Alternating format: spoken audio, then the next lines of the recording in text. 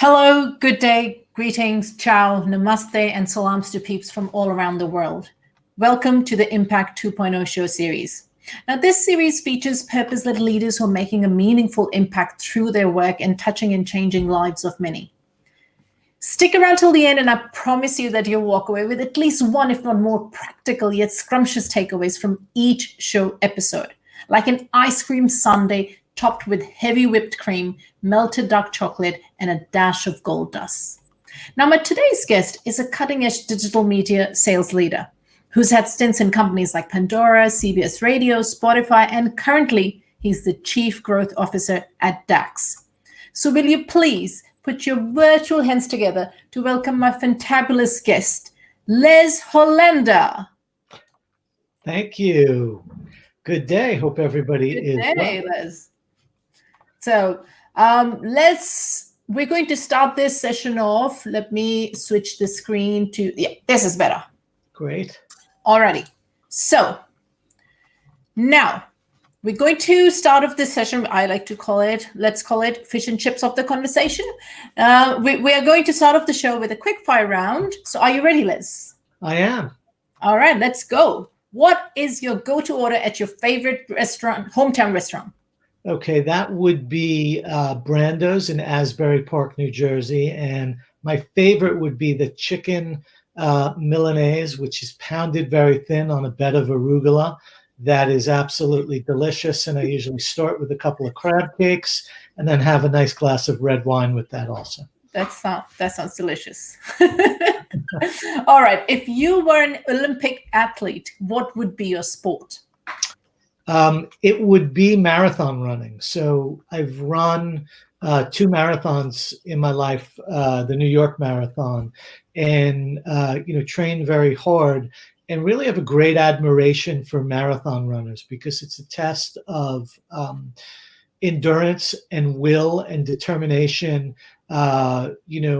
Involves creative visualization, and it involves pushing your body and your mind to limits in that 26.2 miles that generally is very difficult. Yeah, awesome. Now, if you could read one book over and over for the rest of your life, what would it be and why? So it would probably be The Great Gatsby by F. Scott Fitzgerald. It's one of the books that I vividly remember because it creates a great theater of the mind. The words kind of jump off the page and take you back to that time of sort of a gilded golden era on Long Island of, beautiful cars and beautiful homes and dressing up. And it's just, it felt really wonderful reading that book, and always takes me back to a time that, although I didn't experience, I think would be really interesting. I'm sure you've seen the movie on it as well, right? Yes, I have. Yeah, it's a lovely movie. Yeah. All right. What do you think is the greatest invention in your lifetime? This one right here, the iPhone. Clearly it's been life-changing for everybody to have a handheld computer for a number of reasons, not only for telecommunication and talking on the phone and being mobile, but for visual, for shopping, for consuming music, news, etc., for playing games. Just the list goes on and on. So yeah. I believe that's the most transformative invention in my lifetime. Yeah, I'm sure everybody could relate to that. Now, what's the best advice you've ever been given? The best advice I've ever been given is take chances and go for it.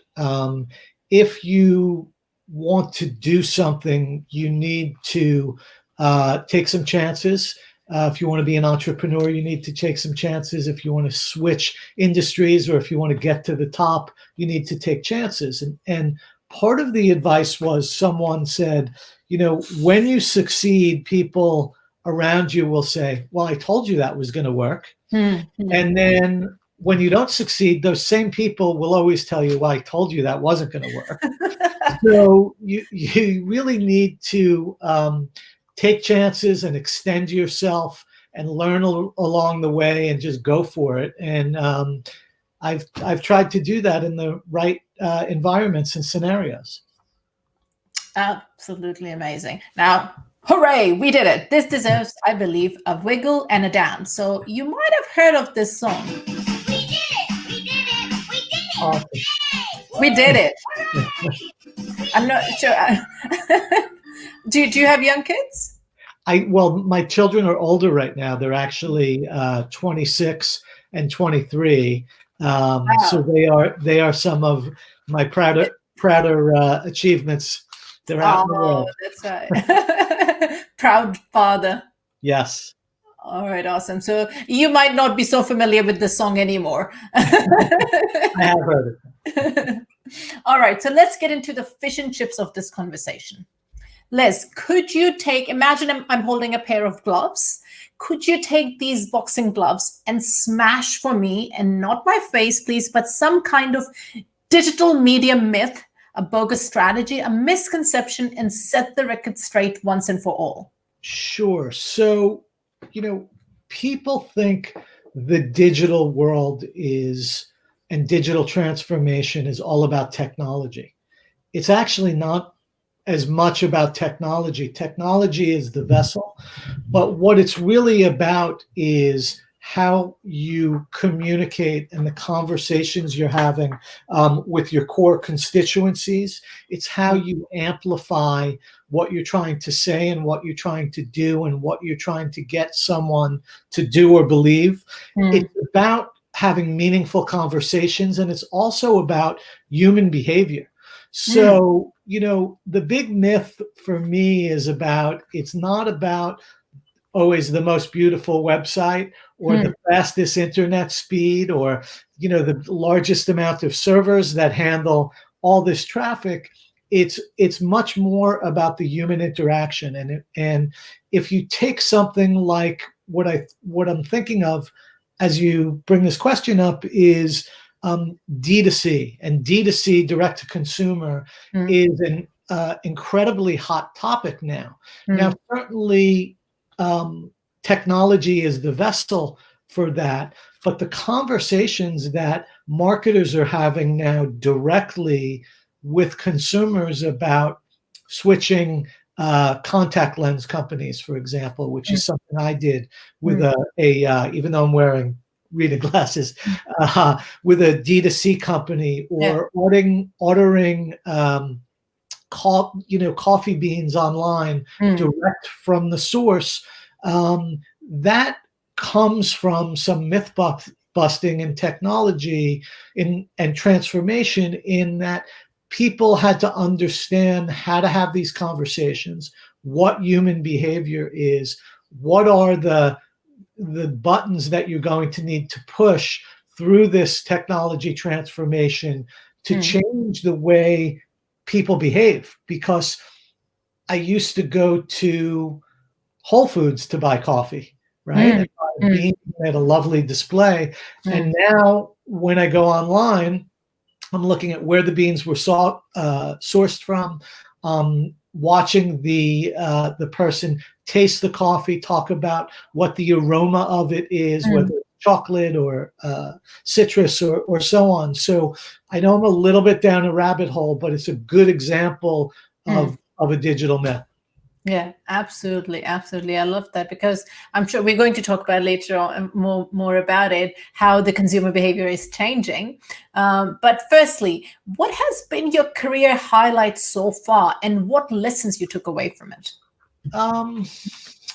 So, I've had several career highlights. I've been very blessed in that I've worked at some transformative companies like Spotify and like Pandora and like DAX, where we are now.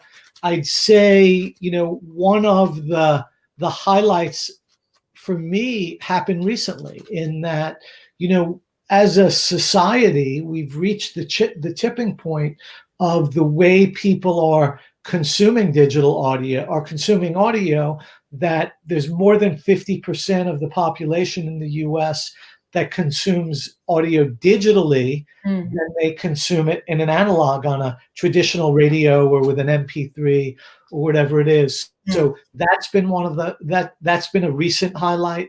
Certainly, getting to see the world at Spotify. When I came to Spotify in 2013, we were in 20 countries. When I left, we were in over 73 countries and was Wow. able to visit Asia and Australia and parts of Europe and different parts of the world and learn about cultures and people and media, attend events like the Cannes Advertising Festival and do things that I never really dreamed that I would be able to do. So those are some highlights also. Awesome. So before we deep dive into the future of digital media and monetization, can you share with our viewers and listeners briefly what does DAX offer and where does your role fit into the bigger picture? Sure. So DAX stands for Digital Advertising Exchange. It was originally the Digital Audio Exchange. We are part of and owned by Global, which is the largest broadcasting and second largest out of home company in the UK, in your hometown, Amber. And what we do is at DAX in particular is we are an aggregator of pure play streams like TuneIn, SoundCloud, Spotify, 977 Music, and others, as well as broadcast streams from Global, from Cumulus, from Urban One, from others, as well as we work with podcasters to help them publish and monetize their content. So many of the secondary and tertiary pure play streamers like a SoundCloud or a TuneIn or a 977 Music or AudioMac, for example, don't have an ability to hire a big sales team to sell advertising on their platform. They utilize DAX in the US, the UK, and Canada to sell advertising for them, and as do the broadcasters of their digital audio streams too.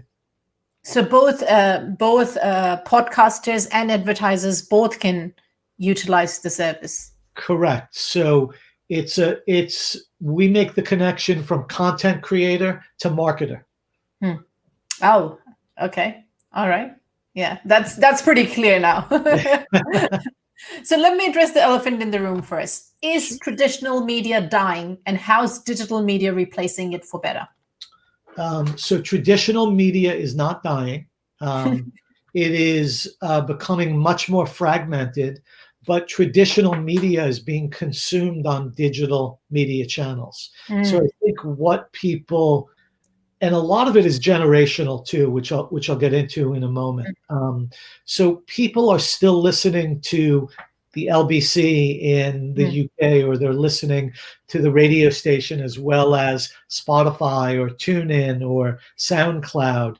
They're doing that through digitally connected devices. They're doing it through mobile devices, desktop computers. They're doing it through connected televisions, Roku devices, Amazon Fire, and of course, smart speakers. So, smart speakers are probably the fastest growing part of digital consumption that's out there, because so many more homes are bringing smart speakers in right now.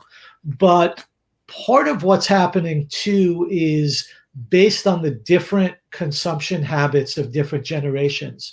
So I'm a follower of Pew Media Research, and Pew Media Research is one of the companies globally that categorizes generations. So one of the studies they recently released was that baby boomers have aged out of the 25 to 54 demo, and millennials are now the largest generation in the world, because some of those baby boomers have passed away. Yeah. So if you think about it, you have Gen Z on the young end, which is basically 13 to 22.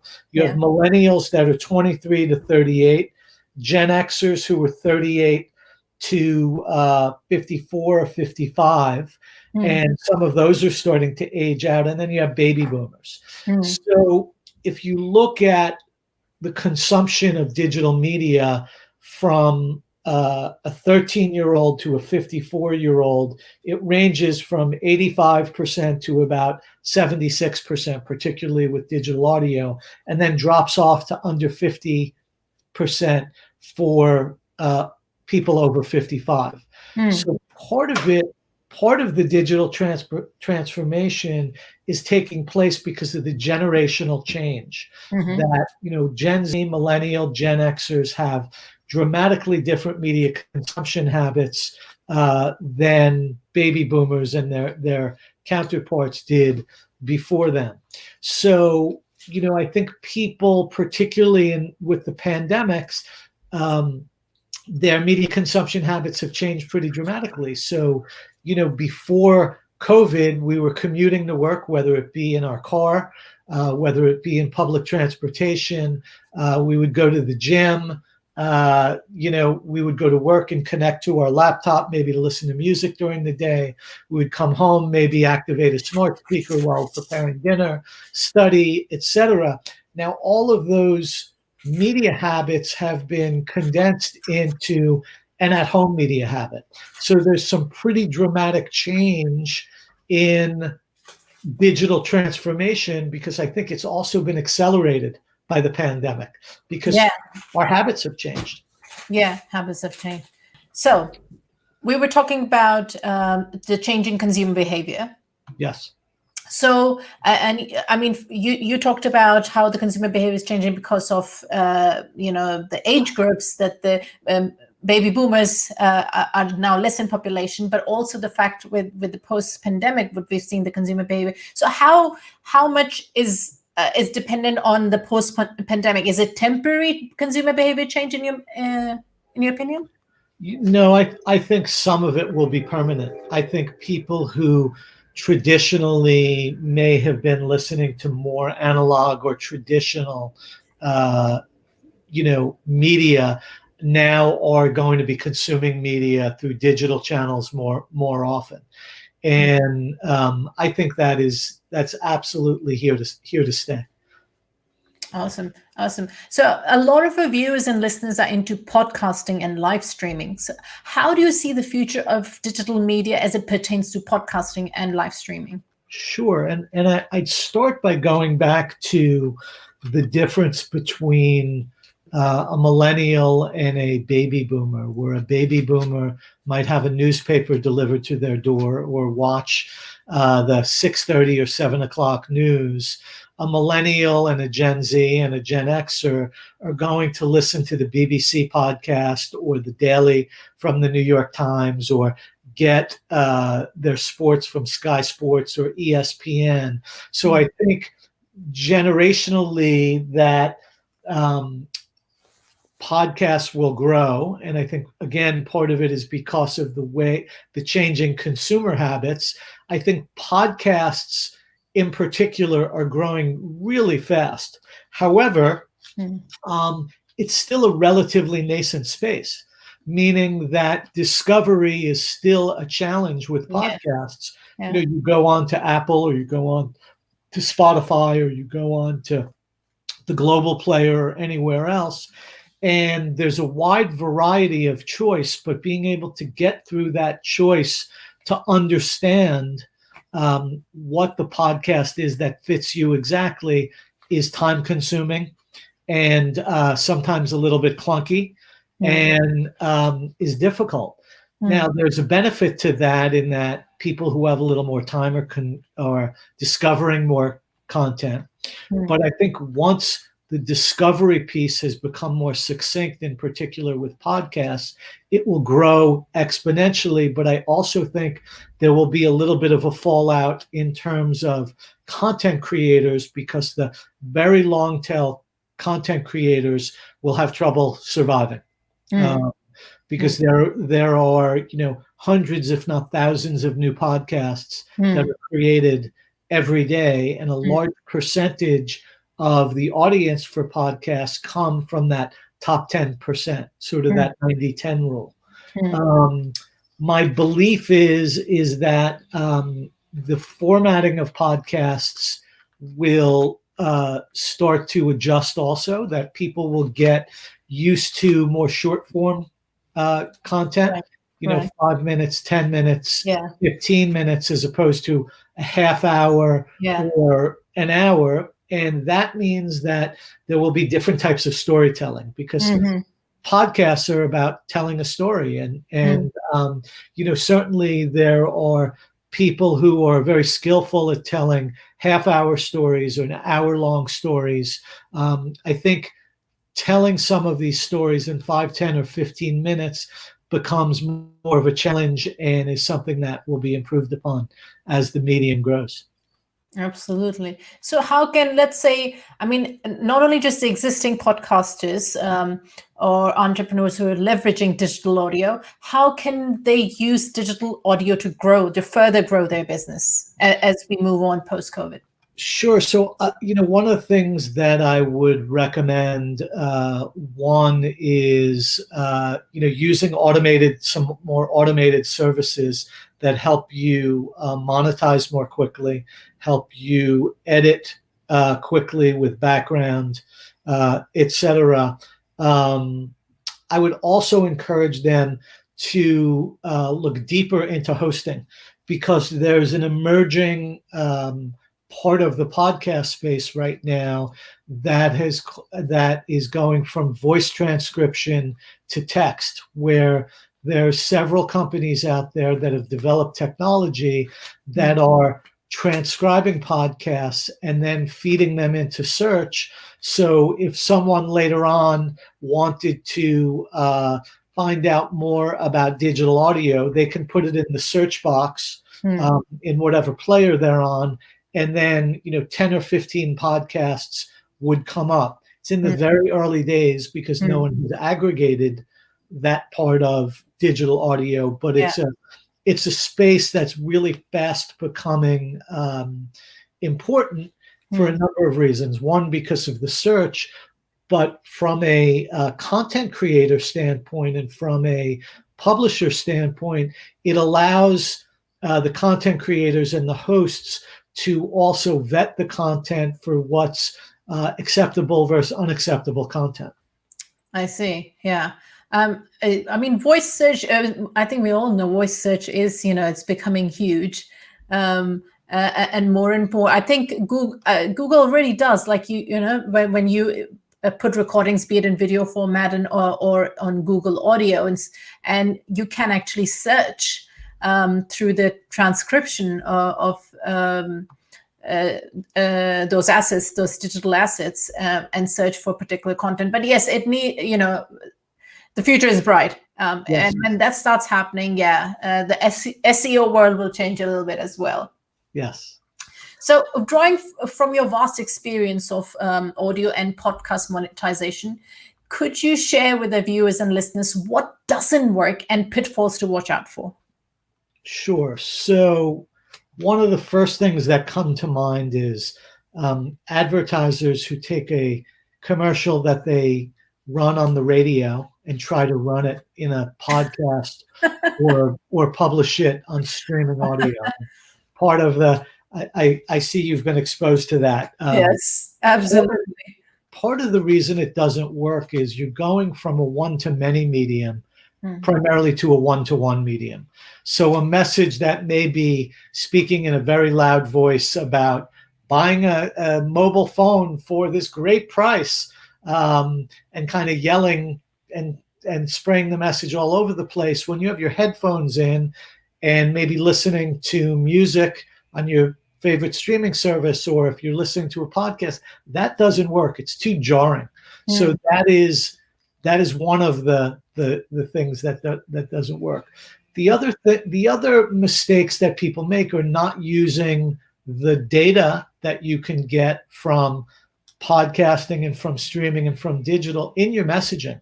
So if you know someone has their children's bath time playlist on, you know, and you do want to put a message in there, it should be soothing. Or if you know someone is exercising and you're trying to reach them with messaging, you should understand that environment and how to reach them in that environment when they're maybe competitive and thinking about reaching their goals, and maybe thinking about their creative inspiration. And do you think that audio search, does it provide that kind of data at the moment? It does, and it will. I think you can, if you ask enough questions, and you're a digital media professional, generally you can get to the granularity or the data that you're looking for. So, whether it be in politics or whether it be for pharma companies who are looking for people with specific health issues, or whether it be more simplified where people are looking for auto intenders or home buyers, or people who are getting married, or shopping for furniture, whatever it may be. The data is there to use, and not enough people use it. All right. So currently, how many ways are there to using digital monetization, so digital advertising for digital audio? Like, how many ways can you, let's say, top 3 ways of reaching the right audience?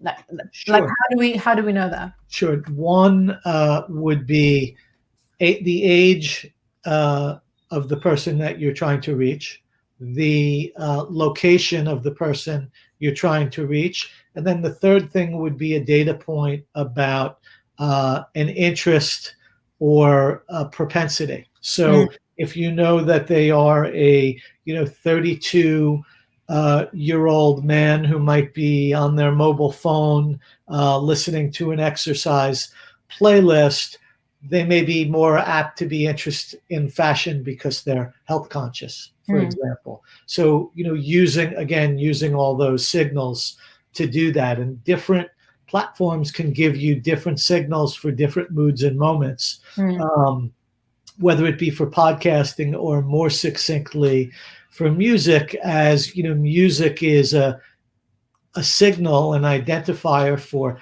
happy and sad, late or early, getting married, at a party, exercising, studying, cooking, cleaning. There's just a multitude of habits and signals you get from that. Yeah, that's awesome. I mean, I know that through platforms like Google and Facebook, Instagram, when you talk about advertising on those platforms, the visual platforms, we know that there is a lot of data there, and that we could target some metrics. But you're saying that with audio, we can do the same. Yes, you can. So age, gender, geography, interests. There's a number of things, and of course, being compliant to people who opt in to share their data is extremely important, based on whether you're in the UK or California, Canada, the US, etc. Yeah. All right. Now, Liz, I can't pretend to know all about you. So what should I ask you that I didn't know enough to ask? Or what would you like to share, either about yourself or DAX, that we didn't get a chance to chat about? I would just share with myself, I like to travel. As I said before, I've been fortunate enough to travel all over the world. I like to do things and be at big events. I ran the Bulls in Pamplona twice, which was fun. I've run the New York Marathon twice. You are a serious runner. Yes, the Super Bowl to World Series, the thing, Stanley Cup, things of that nature. I enjoy what I do. I'm a lover of audio storytelling in particular, and that's part of why I'm here. And I came to a crossroads in my career about 12 years ago or so. And I was in the broadcasting business and working at radio stations at CBS, and was an SVP. And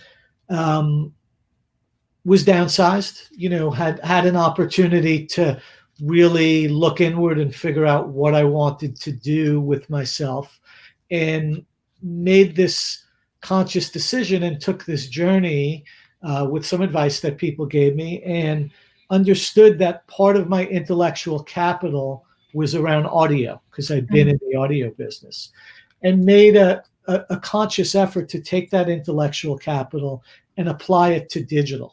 Okay, so to work at a company called Bus Radio that beamed kid-friendly content in school buses across the country. Then was employee number 114 at Pandora, and then a short stop at Gannett, and went to Spotify.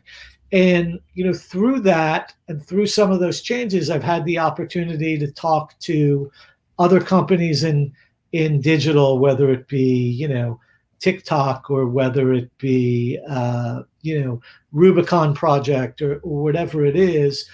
And I've made this conscious effort that I wanted to be as much of an expert as I can in the audio space. That was going to be my lane, and I was going to stick with it. And I've been really happy, and I've enjoyed it. I've been a lover of music for my whole life. I've seen more artists and concerts than could fit in this podcast. That's just something I could share, in that I think it was a really good decision. And I just go back to the part that people, especially now, in the pandemic, where there are a bunch of people out of work, what should I do? Should I stay in the industry I'm at?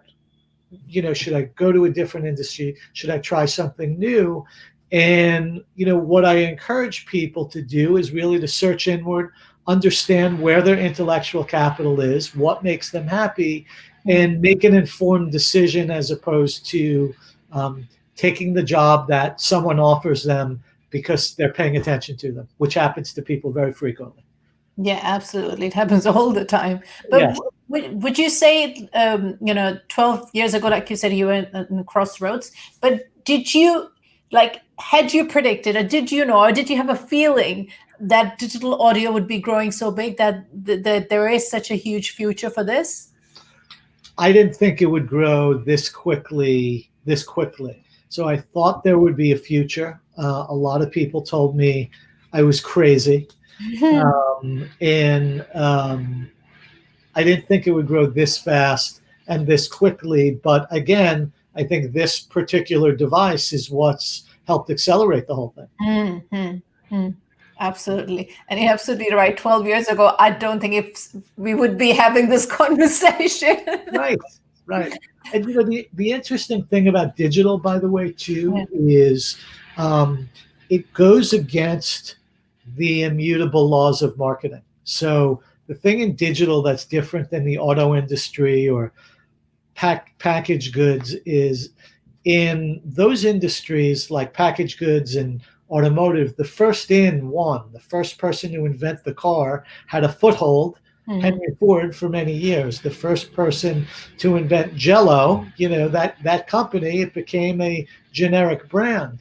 With technology, because it changes so dramatically, the first in doesn't always win. And I use the example of, over a dozen years ago, we all carried BlackBerries. And we all thought having a raised keyboard and a BlackBerry was just the bomb. And we were going to do that forever. And this, someone started talking about not having a raised keyboard and having a screen and a different type of device. And we're like, no, we're all going to have our BlackBerries forever. Yeah. But it changes. And I compare that from Pandora to Spotify too, because the technology changed also. And the audiences moved with that, some of that technology. Yeah, absolutely. Do you remember the analog Nokia phones, the non-digital? Yeah. Well, I still remember buying my first one. I was so proud of myself, and I thought, what a cool gadget. I thought this was like insane. Yeah. The Matrix style. I was like, oh my God, I have the coolest invention in my hand. Right. And it was small, and it was like a flip phone, and we thought, oh, can it get any smaller and cooler? Yes, exactly. Well, how little did we know? Yeah. All right, Liz. As you know, this particular series we're delivering is called Impact 2.0. Could you share with our viewers and listeners maybe a story or a moment or an encounter that had a profound impact and changed the course of your life?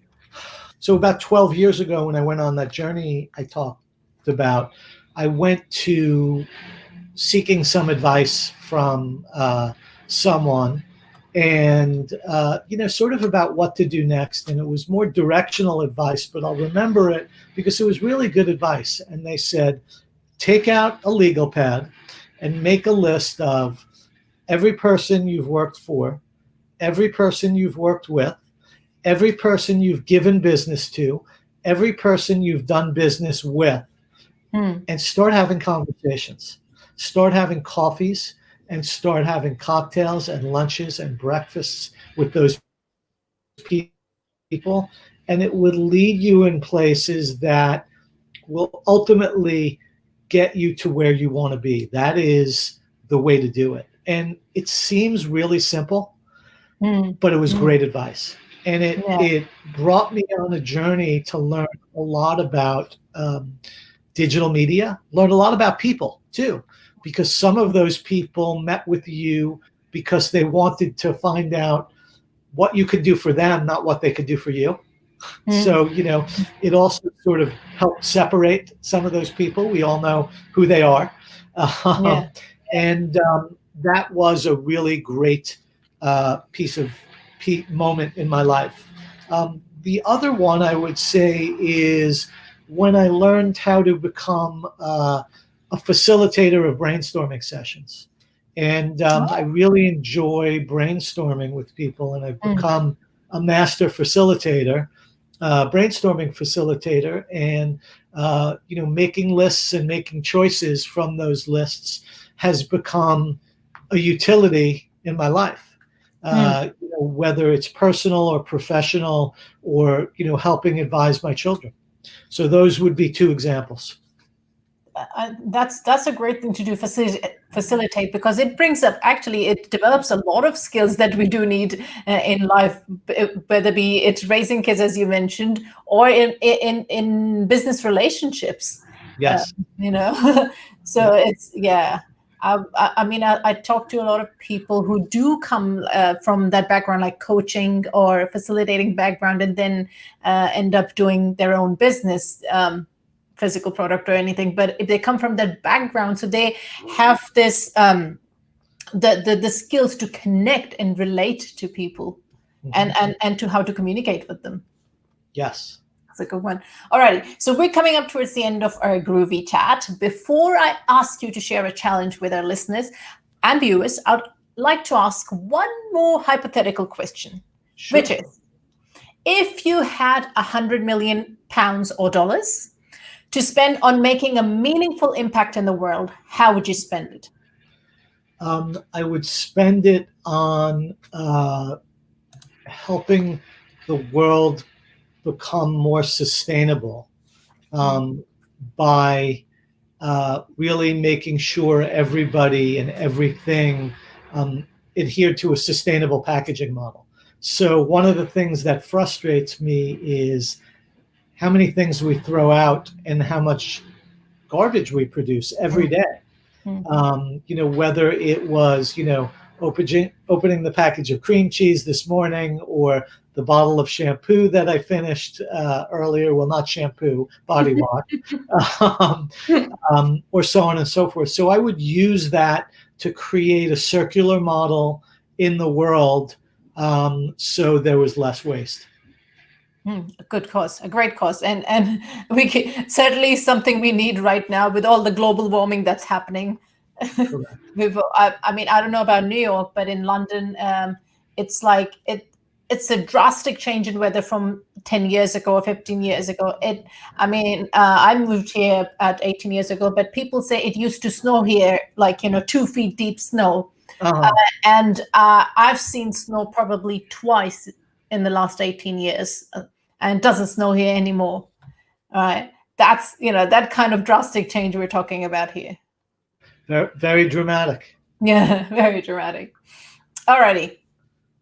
So, lastly, it's that time of the interview for us. And you may be thinking, what is it, gossip time or share fun pickup lines time or tell an embarrassing joke time?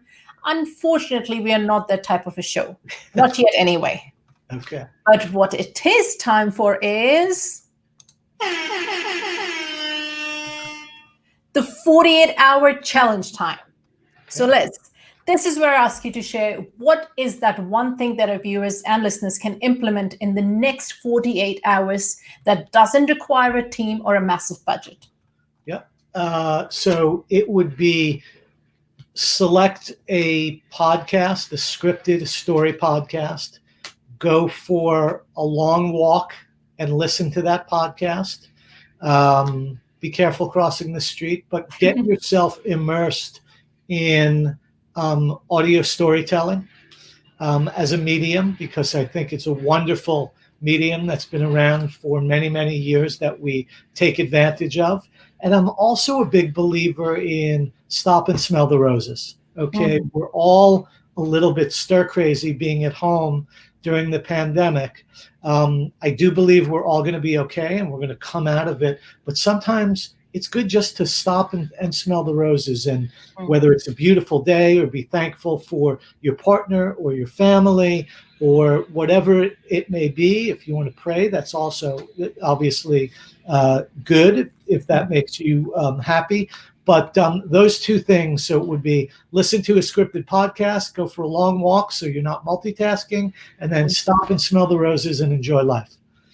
All right, that sounds awesome. So I have to ask you, I can't let you go without asking, what is that one podcast that you listen to on a daily basis?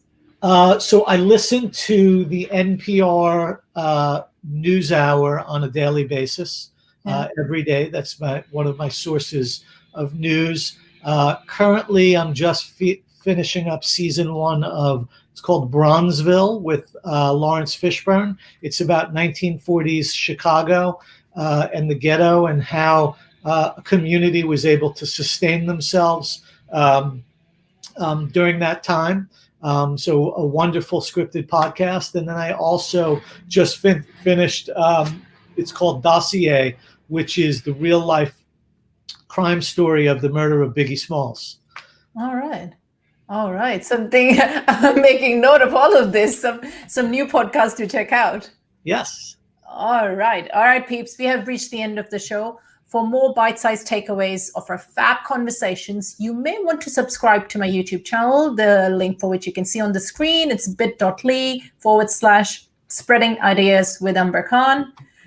And now, Les, where can our fantabulous viewers and listeners find you or follow your content?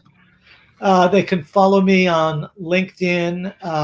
They can follow me on Instagram, lholla at instagram.com. Those would be the best two.